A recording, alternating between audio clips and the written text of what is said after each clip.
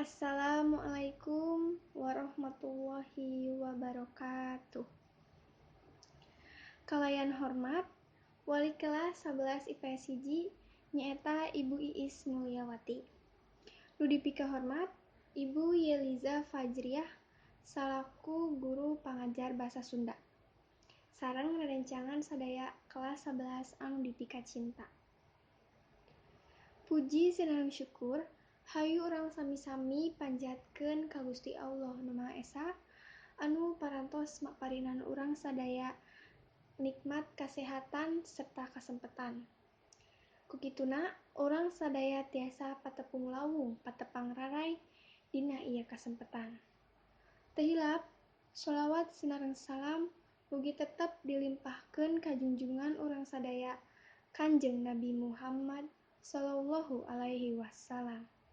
Teu hilap ka para kulawargina, ka para sahabatna, serta mudah-mudahan ka urang sadaya salaku umatna dugi ka akhir zaman. Amin ya robbal alamin. Hadirin sadaya, sataacana tepangkeun wasta simkuring Decita Seviani Rainia salaku panumbu catur. Dina danget ieu, simkuring sapara kanca ti kelompok 5 bakal medarkeun paswalan nyaeta bahaya COVID-19. Ieu paswalan teh kalintang saena ku urang sawalakeun. Sabab ieu pandemi teh keur gencar-gencarna ti awal taun 2018. Sataacana hayu urang sami-sami macakeun susunan naon wae anu bakal didugikeun dinten ayeuna. Nu kahiji nyaeta naon nu dimaksud COVID-19 jeung ti mana asalna. Nu kadua nyaeta naon wae langkah-langkah pikeun nyegah COVID-19. Nu katilu naon wae gejala-gejala anu beunang COVID-19. Hadirin sadaya, virus corona teh nyaeta virus anu nyerang sistem ambekan atawa pernapasan.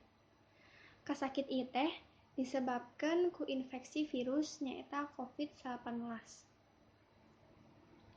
Katelahna virus COVID-19 anu mimiti kapanggih di Tiongkok.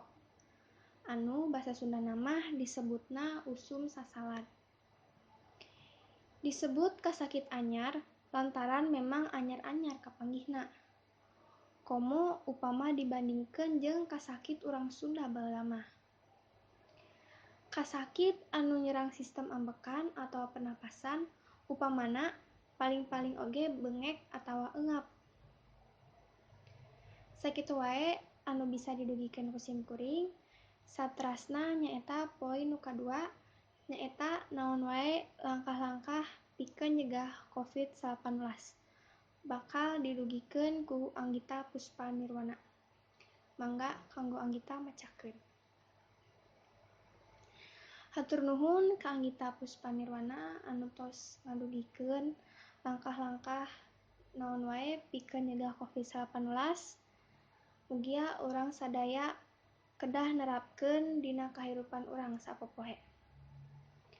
Poin nu katilu atawa poin terakhir bakal didugikeun ku Arsilia Nur Anisa nyaeta naon wae gejala-gejala anu beunang COVID-19.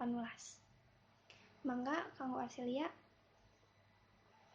Hatur nuhun ka Arsilia Nur Anisa anu entos macakeun gejala-gejala naon wae anu beunang COVID-19.